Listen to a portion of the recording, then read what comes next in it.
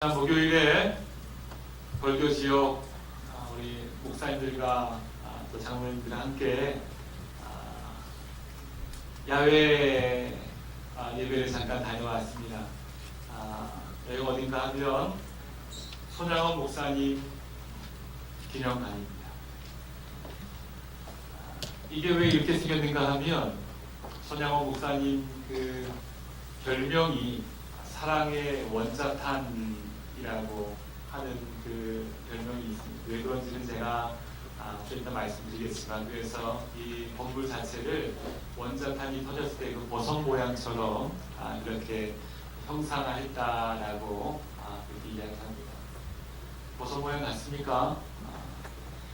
저 7원 쪽에 있는 함양 7원 쪽에 있는 손양원 목사님 기념관에 다녀왔는데요.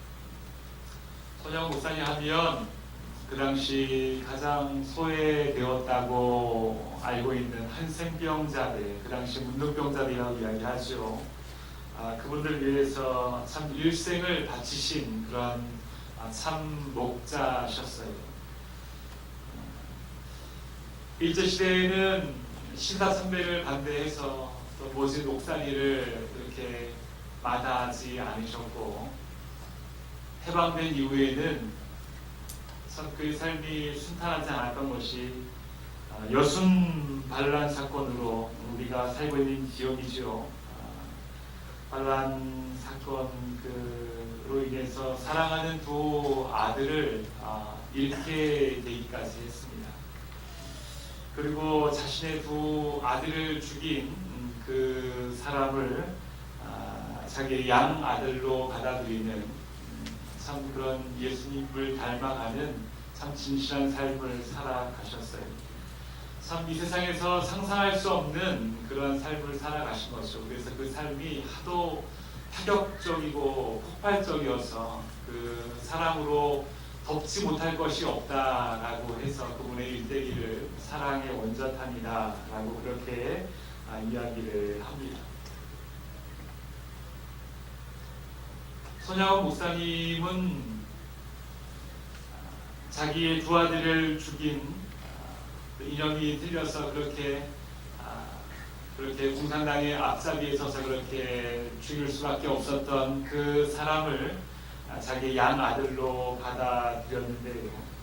그분은 그 이후에 어떻게 사셨을까 궁금증이 있었어요. 손양원 목사님은 사랑으로 품으셨지만 그분은 얼마나 마음에 죄책감이 많이 있었겠습니까? 그래서 얼마나 괴롭고 힘들었을까? 그 이후의 자료들을 찾아보게 되니까 본인이 그 손양원 목사님의 두 아들을 죽였다는 그 사실을 평생토록 그 누구에게도 이야기하지 않고 그렇게 숨기면서 살아가신 거예요. 그래서 결코 쉽지 않은 삶을 그렇게 살아가시다가 마지막에 임종할 때에 자녀들에게 이렇게 말씀하셨다고 합니다. 평소에 교회 다니는 것, 자녀들이 교회 다니는 것에 대해서 그렇게 탐탁지 않게 여기셨던 그 분이셨는데, 자녀들에게 신학교에 가서 주의 길을 가라라고 그렇게 유언을 남기시고 그분은 세상을 떠나셨다는 거예요. 손양원 목사님이고 손양원 목사님의 두 아들을 그렇게 이념 때문에 죽였던 그분을 이야기하는 거예요. 이번에 손양원 목사님 이 기념관에 가서 알게 된 사실인데요. 그렇게 힘들게 죄책감으로 사셨던 그분의 이름은 안재선 씨입니다. 근데 그 안재선 씨의 그 아드님 되시는 분이 그 아빠 유언을 받아서인지 아니면 그 이전부터 계획된 하나님의 일이었는지 알 수 없지만 정말로 목사님이 되신 거예요.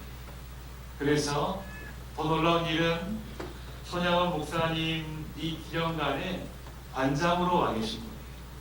참 아이러니하고 놀랍지 않습니까? 그래서 마지막 코스에서 이분께서 안경선 목사님이신데 손양원 목사님을 두 아들을 죽인 그 안재선 씨의 아들이 되신 분입니다. 그런데 마지막 코스에서 관람객들을 맞으면서 우리 할아버지라고 이야기하면서 그렇게 가양들을 맞고요. 더 놀라운 것은 이제 우리나라에는 지금 한센병은 없습니다. 일반 독종을 다 맞고 해서 더 이상 무독병으로 새롭게 그 병이 일어나고 하는 그런 일은 없는데요. 아직까지 동남아 지역에서 이 한센병으로 많이들 힘들어하고 고생하시는 분들이 계신데, 그 손양훈 목사님의 뒤를 이어서 그 동남아 쪽에서 한센병 환자들을 위하여서 그렇게 사역하는 그 사역 또한 함께 이어서 계속하고 있었습니다. 다들 그렇게 느끼셨을 거예요.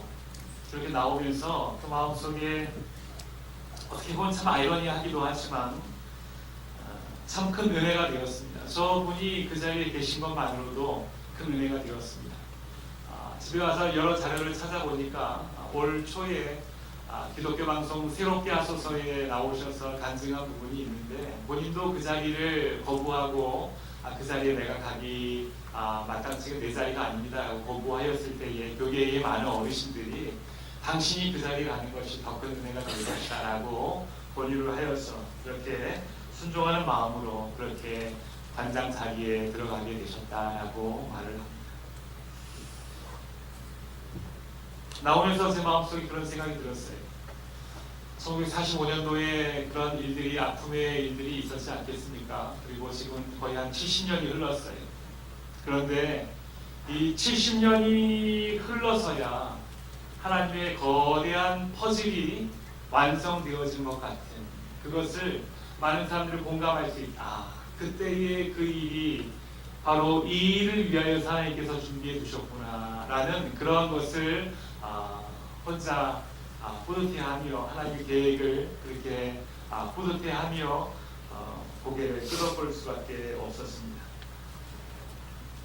그 당시에 손 목사님의 두 아들을 죽인, 또 그렇게 죽일 수밖에 없었던 그분의 그 일이 앞으로 그 아들이 이렇게 손 목사님의 기념관에 간장이 되고 또 더 큰 은혜를 후세에게 알려줄 수 있는 그 통로로 살아가게 하기 위해서 그렇게 하나님의 계획이 있음을 그 누가 알 수 없었겠죠. 그렇지만 하나님께서는 그 이후에도 놀라운 계획으로 계속해서 일하고 계셨고, 70년이 지난 이후에 참 많은 사람들이 공감하며 고개를 끄덕거리며 할 수밖에 없었던 그 일들을 하나님께서 이루어가고 계셨구나라는 생각이 많이 들었습니다. 큰 그림을, 하나님의 큰 포즈를 하나님의 시간이 되었을 때에 그렇게 공감할 수밖에 없는 저의 모습을 봤습니다. 여러분 어떻습니까? 은혜가 되기도 하고 또 하나의 큰 그림을 우리가 공감할 수 있게 되는 것 같아요. 마찬가지입니다. 하나님의 큰 그림, 하나님의 계획, 하나님의 시간들은 사실 우리가 알 수 없어요. 눈앞에 보는 것으로 상상도 할 수 없어요. 가늠도 할 수 없어요. 이 일 이후에 어떻게 무슨 일이 있을 것인가 라는 것들을 우리가 사실 볼 수가 없습니다. 하나님의 계획은 우리가 어떤 상황이나 환경이나 눈으로 우리가 가늠하며 보는 것이 아닙니다.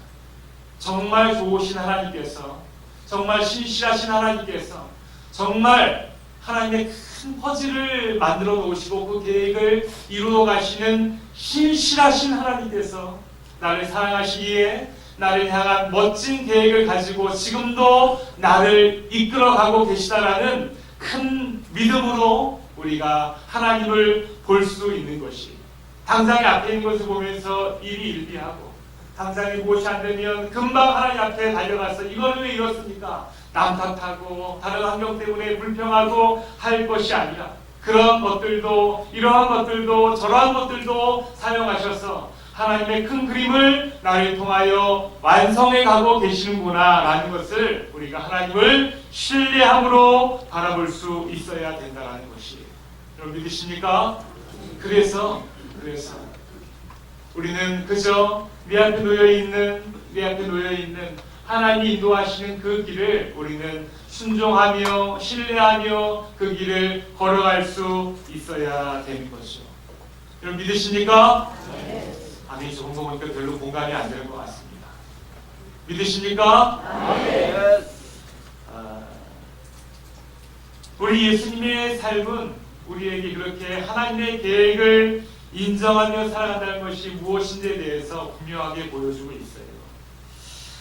하나님이 정말로 전적으로 신뢰하는 그 발걸음을 예수님께서는 사셨는데요. 오늘 본문도 그러합니다. 오늘 본문을 보게 되면 예수님 주위로 많은 사람들이 모여들고 있습니다. 예수께서 제자들과 함께 바다로 물러가시니 발 위에서 큰 무리가 따랐어요. 또 유대와 예루살렘과 이두메와 요단 강가 많은 곳에서 많은 무리가 예수님이 하신 일을 듣고 예수님께 몰려들기 시작하는 거예요. 병든 자, 귀신 들린 자, 삶이 힘들고 마음이 갈급한 자, 그런 사람들이 예수님에 대한 소문을 들었어요. 행하신 이적과 기사를 보고 듣고 알고 나도 우리 예수님 앞에 가면 그러한 기적을 경험하게 되지 않을까라는 그런 기대감과 소망이 더욱더 많은 사람들이 예수님께 오게 하는 그러한 능력이 되게 된 거죠. 그래서 많은 사람들이 예수님께 몰려오고 몰려왔습니다. 그들은 와서요 10절을 보게 되면 예수님을 만지고자 했어요. 만지고자 한 것은 그 능력을 아는 거죠. 예수님 손만 대도 환자들이 낫게 되고 말씀만으로도 낫게 되는 그런 일들을 알게 되니까 나도 아픈데 예수님을 내가 만지기만 해도 낫게 되지 않을까라는 그러한 간절한 소망을 가지고 앞다투어 와서 수많은 사람들이 와서 예수님을 만지고자 막 지금 몰려오고 있는 거예요. 이스라엘 전 지역이 한 강원도 만하다고 했습니다. 그런데 그 작지 않은 지역에서 예수님 한 분에게 지금 관심이 폭발적으로 집중되고 있는 거예요. 그것도 거짓 관심이 아니라 그냥 그럴듯한 것에 현혹된 것이 아니라 진짜가 나타났다. 진짜가 나타났다.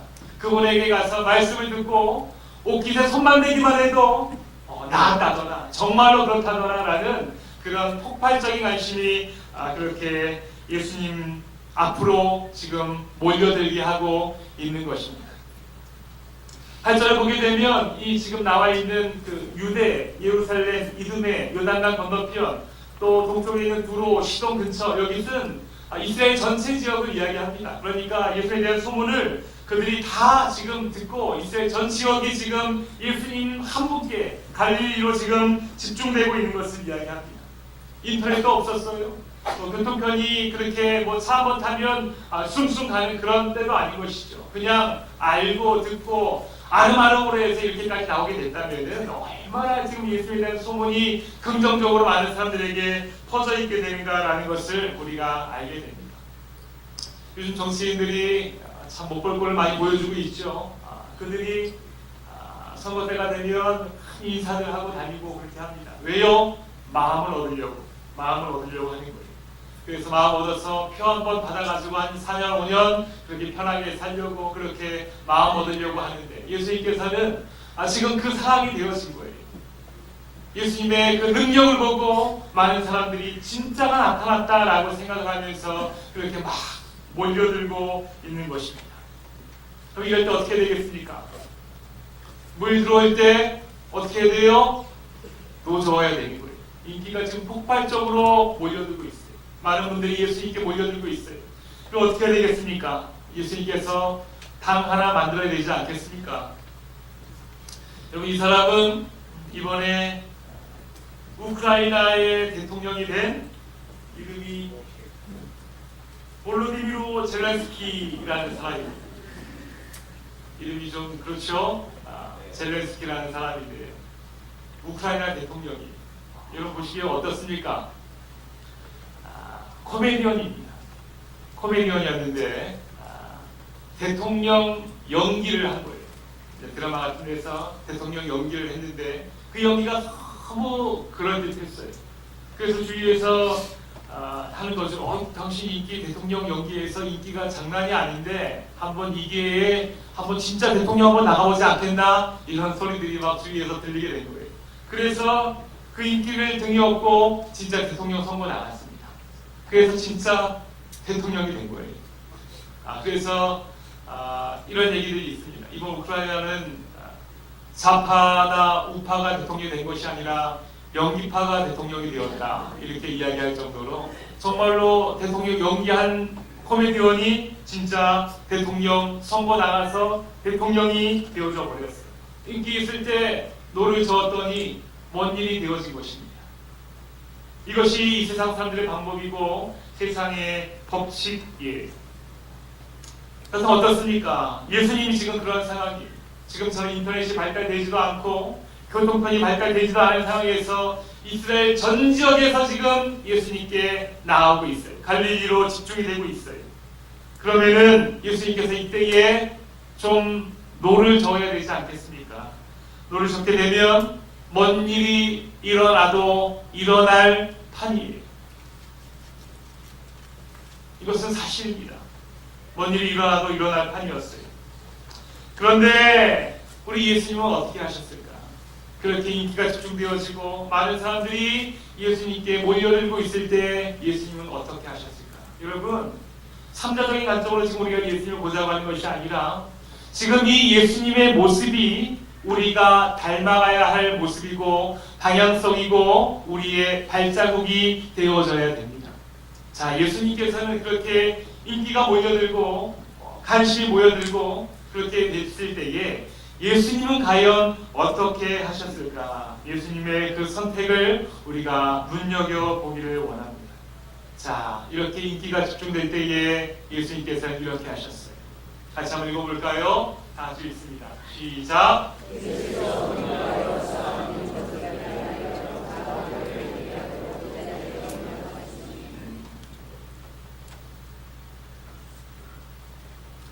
여호사 미는 것을 피하기 위하여 작은 배를 대기하도록 해서 그 자리를 피하셨어요. 다 막 만지려고 하니까 그렇게 할 수밖에 없었겠죠. 예수님께서 이렇게 군중들을 피해서 그 자리를 옮기시는 것을 보고 예수님께서 귀찮아서 또 피곤하니까 단지 그 자리를 피하려고 하신다라고 생각하기에는 우리가 예수님과는 좀 거리가 있어 보여요. 우리 예수님은 자기 몸이 피곤하다고 또 귀찮다고 오는 예수님이 필요로 하는 그 백성들을 멀리하신 분이 아니셨어요. 동일한 마가복음에 보게 되면 이런 기사가 있어요. 1장입니다. 저물어 해질 때에 예수님께서 어느 곳에 계신다는 이야기를 듣고 해질 때에 껌껌해질 때에 모든 명자와 귀신 들린 자들이 예수 앞에 모였어요. 그래서 말하기는 온 동네가 그 문 앞에 모일 지경이 됐어요. 그때에도 예수님께서는 날이 저물었지만 몸 피곤하신지 모르고 각종 병이 든 사람들과 귀신 들린 자들을 그렇게 고치시고 쫓아내시는 그 사역들을 온전히 하신 것을 우리가 보게 됩니다. 그렇다면 지금 예수님께서 그들을 피하여 배를 띄우고 저편으로 건너가신 것이 단지 피곤하셔서 좀 쉬시려고 귀찮아서 하신 것은 아니라는 것을 우리가 알게 되는 거죠. 그렇다면 예수님께서는 왜 그 자리를 피하셨을까? 왜 피하셨을까?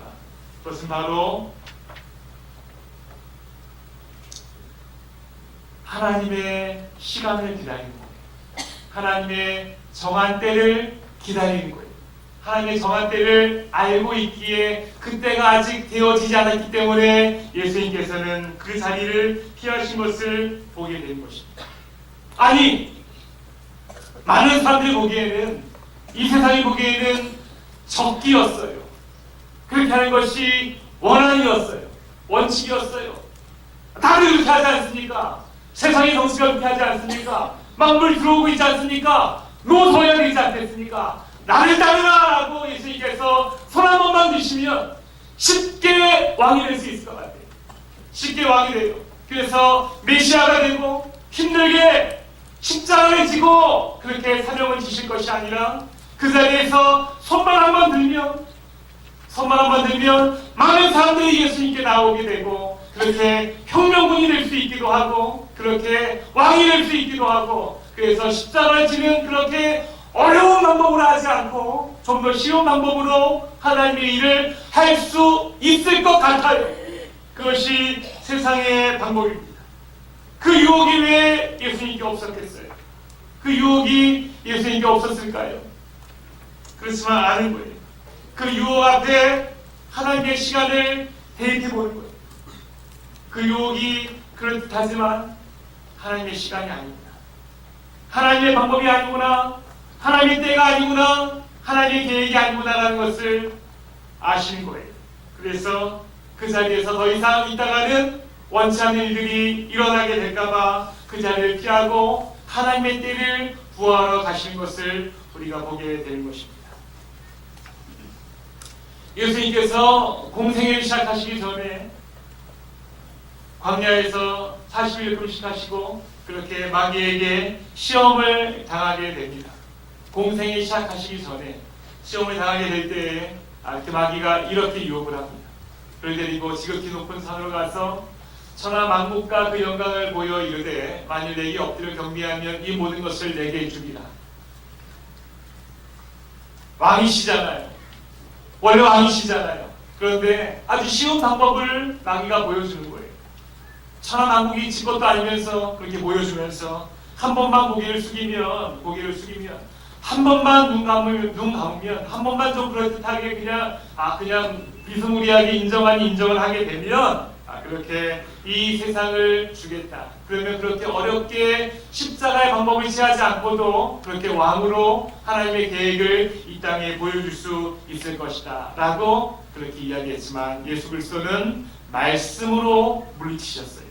그거 아니다라고 분명히 알고 계셨죠. 그래서 그 유혹을 이기시고 예수님의 사역을 시작하신 거예요. 지금도 동일하게 인간적인 방법들이, 세상의 방법들이, 그럴듯한 유혹들이 그렇게 많은 사람들이 몰려들면서 여기에서 손 한 번만 들면 정말로 그럴듯하게 많은 사람들을 데리고 그 권력을 이용해서 어떤 일을 이용할 수 있고 어떤 일을 행할 수 있을 것처럼 보이는 것이, 그러할 때에 예수님은 그 인기보다 그 권력보다 쉬운 방법보다 유혹보다 하나님의 때를 기다리며 그 자리를 피하신 예수님의 발걸음을 우리가 보게 되는 것입니다. 사랑하는 성도 여러분, 이 세상에 살면서 우리가 하나님의 계획을 인정하며 하나님의 시간을 마음에 두고 산다는 것, 이 세상에 살고 있지만 나를 통해 이루실 하나님의 계획을 인정하며 하나님의 때를 기다리며 산다는 것, 그것은 이처럼 결코 쉬운 일이 아니에요. 지금 그 기회 잡지 않으면 안 될 것 같은 그런 그 마음을 내려놓아야 됩니다. 어쨌든 내 살을 찢는 것 같은 그런 아픔이 동반될 수도 있습니다. 진짜로 그렇습니다. 어쨌든 깊은 절망으로 내 삶이 그렇게 내 동댕이 터질 때도 있어요. 그것이 하나님의 때를 기다리며 살아가는 우리의 신앙생활. 일전에 한번 우리에게 오셨던 잠비아에서 오신 김용현 선교사님, 아이들 위해서 아프리카에서 도서관을 짓다가 강도들에게 테러를 당해서 온몸의 뼈가 다 부서지고 그렇게 사형 선고와 같은 그런 중상을 당했지만 참 기적과 같이 그렇게 다시 살아나셔서 이 자리에서 그렇게 말씀하셨죠. 내가 벼랑 끝에 서 있지만 그 벼랑 끝으로 다시 갑니다 라고 하면서 그렇게 그 마음의 트라우마를 극복하고 그렇게 가셨어요. 얼마 전에 다시 연락이 계속 교제를 하고 있으니까 연락이 됐는데 언처나 집에 또 도둑이 들었다 라고 이야기하는 거예요. 참 얼마나 치안이 부실하니까 얼마나 두렵겠어요. 그런 아픔이 있는 상태에서 또 집에 또 도둑이 들은 거예요. 그래서 그 집을 내놓고 다시 지금 사택을 구하고 있어요. 그러면 어떻게 되겠습니까? 두려워서 더 이상 못하지 않겠어요. 그냥 당장 내 시간, 내 계획, 내 마음으로는 그거 좀 내려놓고 싶고 좀 편한 삶을 추구하고 싶은 그런 마음이 있지 않겠어요. 그렇지만 마지막에 그래도 기도 부탁하는 것이 사택을 구할 수 있도록 또 그렇게 기도해 줘라라고 이야기를 합니다. 기도해야죠. 그것이 무엇입니까? 하나님의 때, 하나님의 시간, 하나님의 계획을 기대하며 걸어가는 우리 신앙의 발자국이지 않겠습니까? 더 내려놓을 수 있고 좀 내팽개칠 수 있고 좀 편한 길을 추구하며 갈 수 있지만 우리 예수님께서는 그렇게 가지 않으셨잖아요. 좀 더 쉬운 길, 편한 길, 눈 한번 깜빡이는 일, 고개 한번 끄덕거리는 일, 그런 것에 그렇게 하지 않으셨잖아요. 주기철 목사님이, 선양호 목사님이 그러하지 않으셨잖아요. 우리 기독교 역사에 많은 선배들이 그렇게 하지 않으셨잖아요. 그래서 지금 우리가 이 순결한 기독교를, 이 예수 그리스도를 우리 마음속에 모시고 믿고 있잖아요. 그렇다면 우리도 동일하게 그 길을 가야 되는 줄 믿으시기 바랍니다. 여기 아무리 그럴듯하게 찾아온다 할지라도 하나님의 계획, 하나님의 시간을 기대하고 인정하며 바라보며 소망 가운데 붙잡고 그 길을 어렵고 힘들더라도 갈 수 있어야 되지 않겠습니까? 그것이 바로 우리의 신앙생활임을 믿으시기 바랍니다.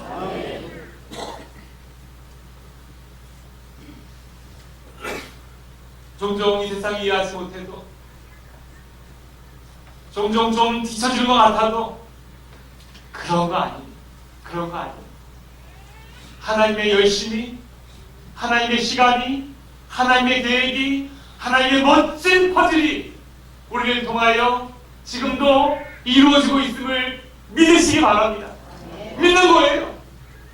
그 믿음을 가지고 그렇게 우리의 신앙의 걸음을 주님이 어떻게 걸어가셨지, 어떻게 하셨지라고 하면서 그 걸음을 걸어가는 것이 저와 여러분의 닥친 신앙생활이고 우리의 방향성이 됨을 믿고 우리 그렇게 함께 그 길을 걸어가시는 우리 대강의 가족들이 되기를 간절히 바랍니다. 그렇게 가야 되는 거예요.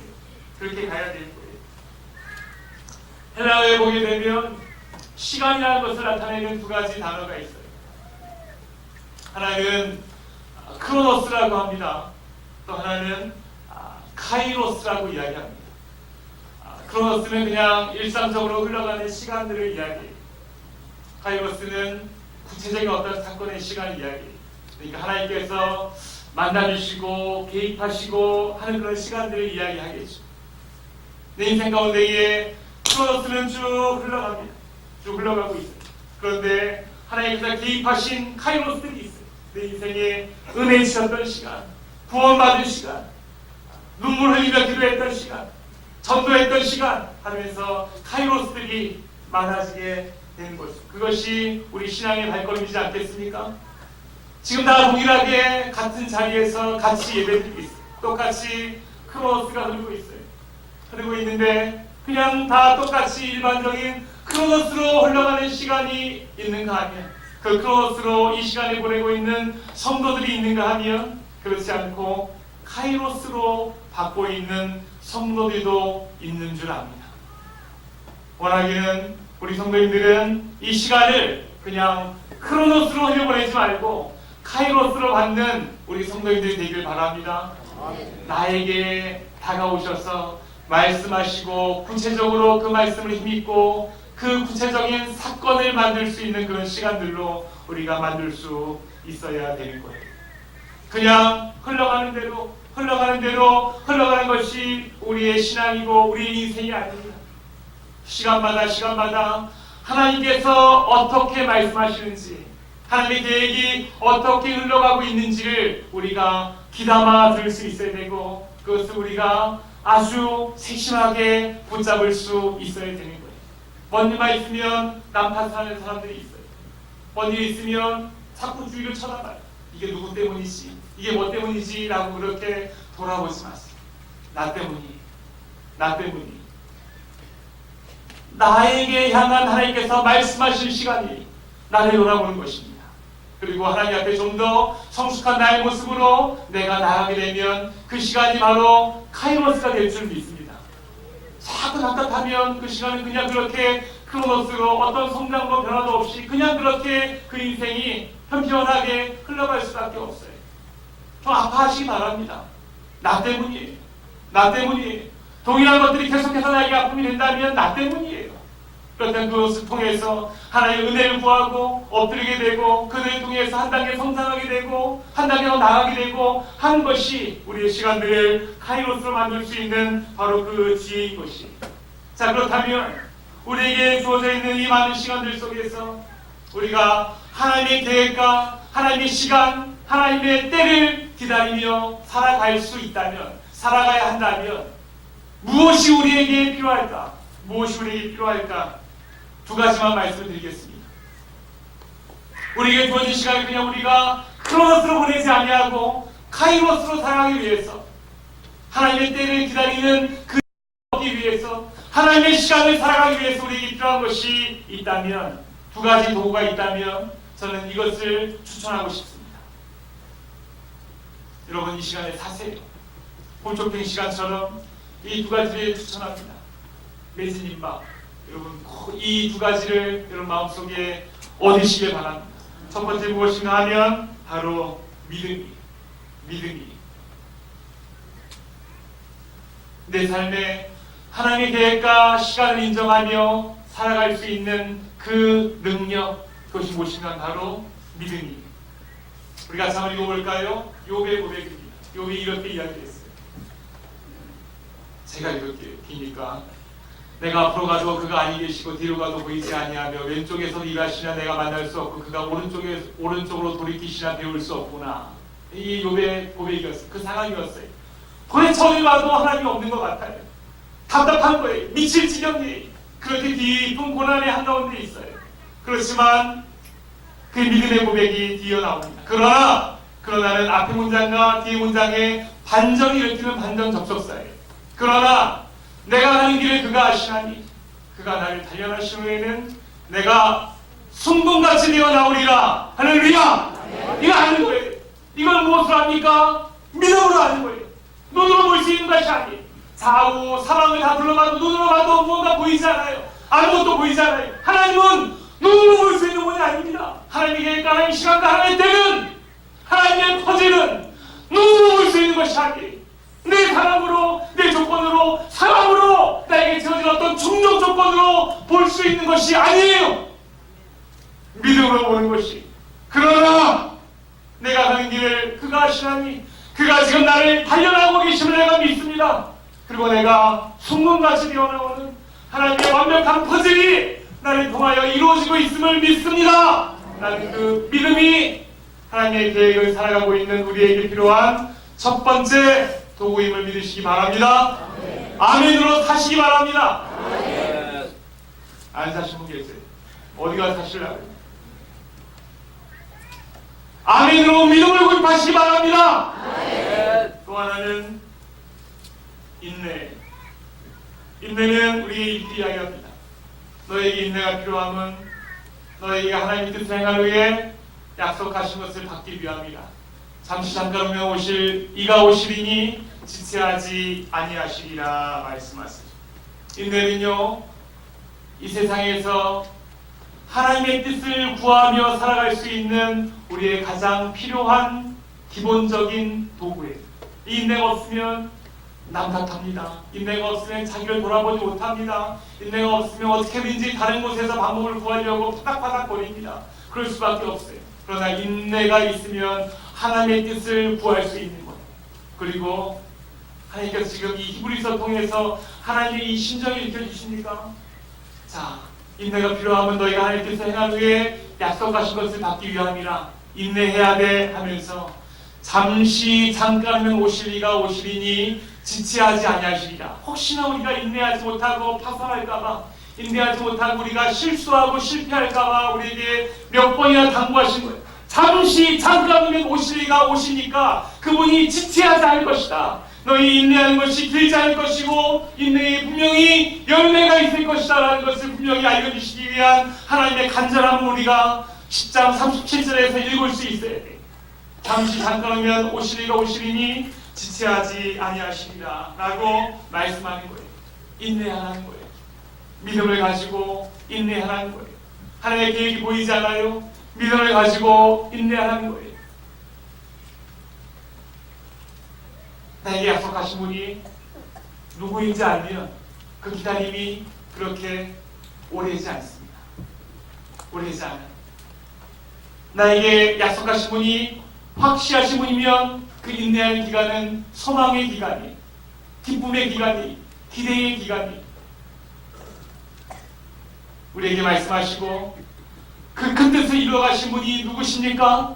하나님이세요. 그 그분을 믿는 거예요. 그리고 그 기간을 인내로 삼는 거예요. 그러하게 될 때에 우리 동일하게 하나님의 큰 그림을 우리 인생 가운데 맞이하게 될 줄 믿으시기 바랍니다. 하나님의 때라는, 하나님의 선물이라는 아름다운 선물을 우리 인생 가운데 꼭 받게 될 줄 믿으시기 바랍니다. 믿음과 인내의 도구를, 인내를 아멘으로 구입하시기 바랍니다. 사셨어요? 믿음과 인내를 다 샀어요. 다 샀어요. 내 것이 됐어요. 그럼 이 믿음과 인내를 가지고 우리 신앙생활 감당하면 되는 것이. 찬송가에 보면 이런 가사가 있습니다. 구주의 귀한 인내를, 구주의 귀한 인내를 깨달아 알게 하시고, 다같이 굳건한 믿음 주셔서 늘 승리하게 하소서. 어제 말씀 준비하면서 새벽에 기억난 찬양, 인내와 믿음을 정리를 해놓고 그렇게 이 찬양이 갑자기 생각이 난 거예요. 그러니까 말씀의 방향이 잘 되었구나라고 확신하게 되었어요. 그럼 믿습니다. 인내를 깨달아 가지고 굳건한 믿음을 가지고 가게 되면 우리가 꼭 승리하게 되는 줄 믿습니다. 그렇게 우리에게 주어진 하나님의 때, 하나님의 시간, 하나님의 계획을 그렇게 찾아가시고 만들어가시고 맡게 되면 그 사랑 대강의 모든 가족들이 되기를 주의 이름으로 축원합니다. 하나님 아버지 감사합니다. 우리를 향하신 하나님의 계획을 우리가 볼 수 없어서 앞으로 가도 안 보인 것 같고 뒤로 가도 막힌 것 같고 어딜 가도 보이지 않는 것 같아서 답답할 때에, 그러나 나의 가는 길을 그가 아시나니 그가 나의 단련하시는 내가 순금같이 나오리라는 그 믿음을 보시는 하나님 아버지, 우리가 그 믿음을 갖게 하여 주시옵소서. 여러 가지 상황 속에서 파닥거리지 아니하게 하여 주시고 인내를 가지고 주 앞에 나가게 하여 주시옵소서. 그 믿음과 인내로 우리에게 주어진 이 신앙생활 그렇게 크로스로 흘려보내지 아니하게 하여 주시고 카이로스로 받을 수 있는 귀한 주의 자녀들 되게 하여 주시옵소서. 예수 그리스도의 이름으로 기도드립니다. 우리 주 예수 그리스도의 은혜와 하나님의 무한하신 사랑하심과 성령의 감동, 감화, 교통, 역사하심이 이 땅에 발을 딛고 살아가지만 하나님의 때와 하나님의 계획과 하나님의 시간을 기대하며 믿음과 인내로 날개짓하며 승리하며 날아오르기 원하는 사랑하는 대강의 모든 가족들 머리머리 위에, 그들의 기도 제목 위에, 그들의 자녀 손선 위에, 오고 오는 모든 세대 위에 주부터 영원토록 항상 함께 있을지어다. 아멘.